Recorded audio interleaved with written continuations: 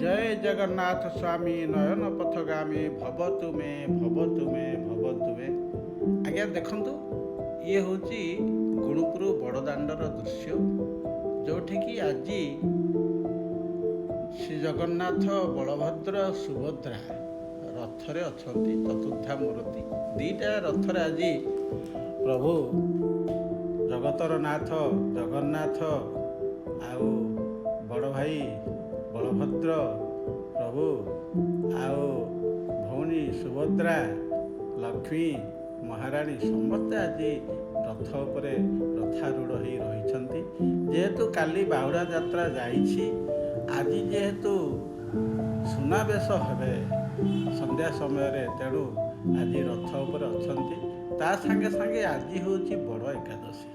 ବଡ଼ ଏକାଦଶୀରେ ଭକ୍ତମାନଙ୍କର ଭିଡ଼ ଦେଖନ୍ତୁ, କେତେ ଆଗ୍ରହର ସହିତ। ପାଗ ଅନୁକୂଳ ନଥିଲେ ମଧ୍ୟ ବର୍ଷା ଝିପିଝିପି ହେଉଛି।